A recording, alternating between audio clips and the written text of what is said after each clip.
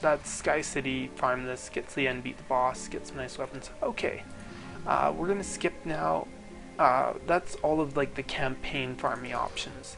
So those are the nice kind of easier ways to transition and progress, but sometimes when you're trying to outfit 5 characters with building armor or whatever, you don't want to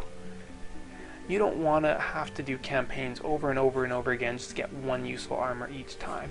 So this is when survival comes into play. Now, when you're at really, really low levels, you can do some foundries and forges survival. Not a big boost. Deeper well is useless. Trust me on that one. Just skip it completely, other than the campaign, the first time you have to beat it. But foundries and forges, you can do just a little bit of survival farming, but really skip it. You're going to get way better off by skipping ahead to Magus Quarters. And even then, Magus Quarters, you don't want to farm this one too much. Just a very light amount of farming. And even then, probably you can get where you need to be off all of those other maps I've already discussed without needing to do Magus. Alchemy Labs, though, is a good place to start. While you're still at relatively low stats, Alchemy Labs Survival, there are no wyverns on this map, which makes it a lot easier. That there's no air spawns at all, or no air spawns, but there's still ogres, of course. So, and it's a very condensed small map with just 1 crystal, so it's a nice easy place to kind of build and farm your way up. Now then again, this is, Alchemy Labs is at that point where the gear is not so great that you want to be farming this if you're still having lots of good luck with all the other options. You only want to go here if you need to really, get a whole bunch of armor at once, or a whole bunch of something without having to keep repeating campaigns. Because the higher the waves you get, the better the loot that drops. So if you click on the survival mode here, and if you turn on mixed mode, it's going to make it a lot harder, but you can get better loot. But leave it off if you're having trouble beating survival. It's usually worthwhile to leave it off until you can actually beat or come close to beating it. Hardcore mode, you want to leave that on as much as possible, because that makes, it's just worth it. Like, unless you're really good at dying, then turn it off, but anyways, Alchemy Labs, nice place for easy transition, but then again, try, doing those challenges, see if those challenges are going to serve you better than farming survival. Now, skip Servants' Quarters, skip Castle Armory, skip Hall of Court, more or less. Hall of Court can be used for farming genies if you can't get them off the other maps that I've already talked about that give you pets, but still. Also, Alchemy Labs, you can get a laser robot, which is a reasonable pet as well. Throne Room, this is kind of the next stage. Once people graduate from Alchemy Labs, they like to go into Throne Room because it's another map that's relatively easy due to the fact that it has 2 crystals, but they're side by side. So a lot of people find this one pretty easy for survival to farm. But the downside with Throne Room for farming survival is, once again, you're just farming survival, but it's not like high-end gear or high-end map. So you're getting items, but I think it's going to take you a lot longer to progress farming survival off Alchemy and Throne Room than it is doing those challenges and missions campaigns that I told you about. But if those seem to have run dry or are taking way too long, you can definitely try your luck out with either of these. Now, moving on. Royal Gardens, pretty much skip it unless you want a fairy, but even then you get the best pets from doing missions that give you, or challenges that give you pet rewards at the end. Now, Ramparts. This is a map that I absolutely loved and farmed to death, getting my better gear. I farmed this way too much. This is one that's actually worth farming survival now, because I've told you the other two, I don't consider them worth farming survival, but Ramparts, you can get some, you're starting to get into good gear, so it starts becoming worthwhile to farm this. And then Endless Spires has really improved, really good gear drops, or improved gear drops in comparison. So, Ramparts is pretty good, but Endless Spires is that much better. Endless Spires survival is definitely worth doing if you can live through the insanely high or insanely slow map speed. I usually won't do Endless Spires just because it takes so goddamn long. It's such a slow map. So that's why I do a little bit less loot quality and go for Ramparts. Summit, nothing good there, man.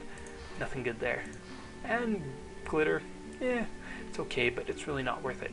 Now, City in the Cliffs, skip City in the Cliffs is my opinion. I've done it for fun before, but it's not really great for drops.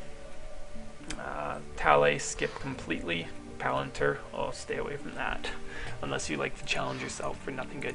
Anyways, now that we've gone Endless Spires, I told you it's good, or else Ramparts, but preferably Endless Spires in terms of quality. But the thing you want to be really careful with is you don't want to stick too long on Endless Spires, because you can really be wasting a lot of time farming this map if your stats are good enough to move on to Misty Mire if you own or can get into a Misty Mire game. So, Misty is the best place to start farming up your mythicals and everything. So definitely, as soon as you can reach a reasonable wave, probably wave 15 or 16 on Misty Mire Survival, definitely start farming it. Also, you know, Misty Mire out of the chest, you can get some good items too. So those, of course, you've gotten your gear up to a certain level where you can start beating this. But, you know, as soon as you can do reasonably well at Misty Mire, jump into Misty Mire and farm it, because it has really, really good potential for drops. You can progress on to Morago. Morago has some cool looking weapons and items, but because of the difficulty versus reward value, Morago really is not a great map. You can do it for fun, or if you like how the weapons look, but overall Morago, it's definitely the difficulty that it's at doesn't make it worth it. It makes it worth skipping to Aquanos. So we've gone, I'm just going to skip between the two. So now let's say you've gone to Misty Mire, so you farm Misty Mire, you're pretty happy. Do those challenges, keep doing the challenges as well, like I've said, you know, especially for weapon rewards and other stuff other than armor, because usually survival's the best if you need a lot of armor, because campaigns only give you so much armor at a time, but some of those challenges, as I said, can still be good for armor, up to a certain point.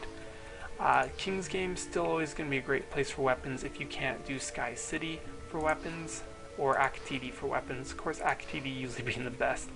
So, there's really not too much else in the survival realm that I want to talk about yet. You know, there's only going to be, you know, Aquanos is kind of really high end. You start finding a lot of everything's very high end on Aquanos, and Aquanos in general is a very good map to farm for a wide variety of stuff. You're going to be able to find tons of good stuff, but Aquanos is one of those maps you don't want to get stuck on too much or too long at the same time. In addition to Aquanos, the King's Game Survival is the best place to find armor drops, but with the King's Game, you're probably going to want to have higher stats, because to get only armor to drop, you're going to have to be on summoners only. You can't be on anything but a summoner, and then only armor will drop on the map, and accessories. But it makes the map a lot harder because you have no DPS to help out. But as soon as you can get to about wave 22, 23 on King's Game Survival, pretty much give up on Aquanos other than some weapon farming. But yeah, King's Game, awesome place to farm armor on Survival. Tons of good stuff.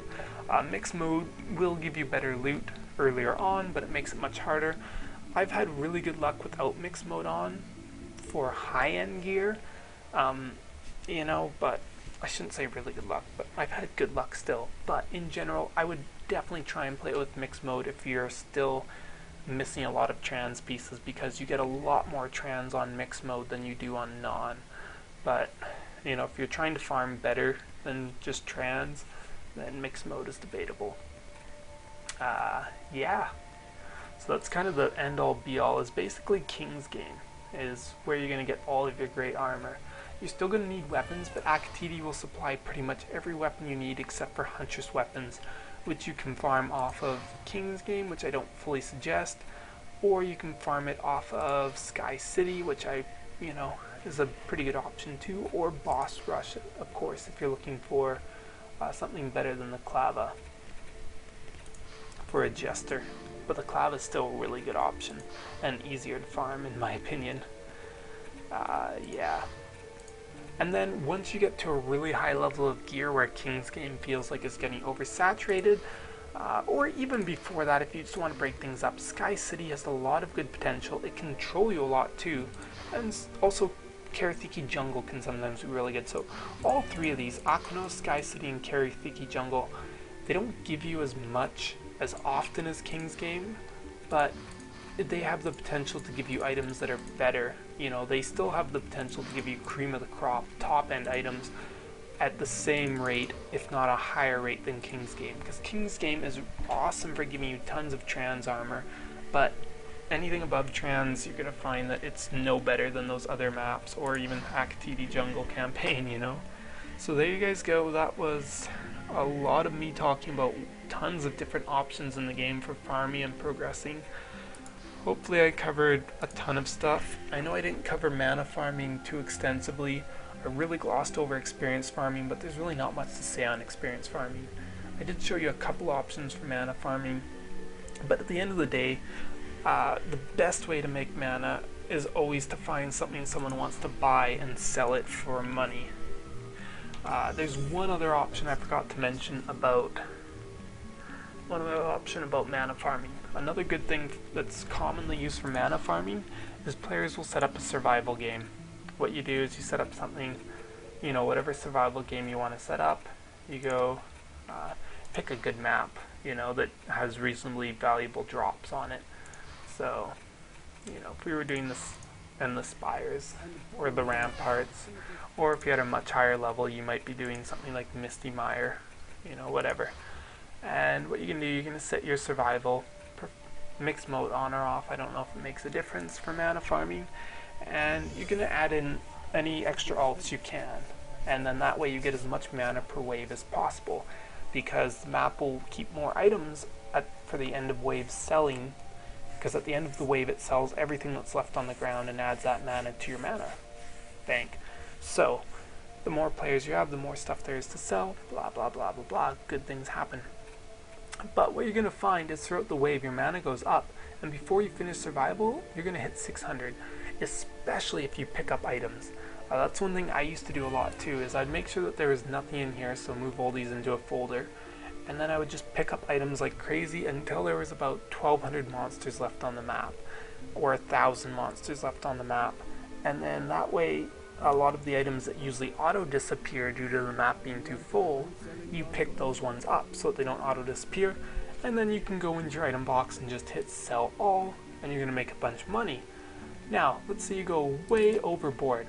Well, what you're going to want to do is, if you can, find transcendent or supreme weapons that have a reasonably high starting value and also have at least 200 upgrades. So once you've done that, once you've found some items that are good for that, what you're going to do is during the middle of the wave, you're just going to hit item info, you're going to hit your pro mode and just upgrade the damage, the attack damage.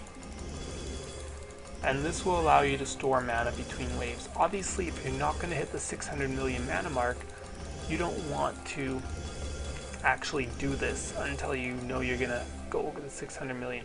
Because if you look here, I just spent about 140 million mana, about 140 million, and I only got to keep 100 of that. So it's better than not getting any mana due to being at the 600 million cap.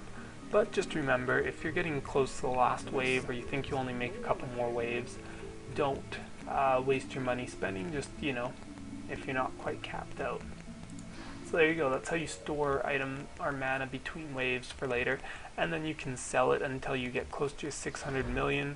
You can go generate a mana token for 500, you know, whatever you've got, and then you can sell multiple mana tokens to go up as high as potentially 2 billion, and then generate mana tokens of 1 billion each.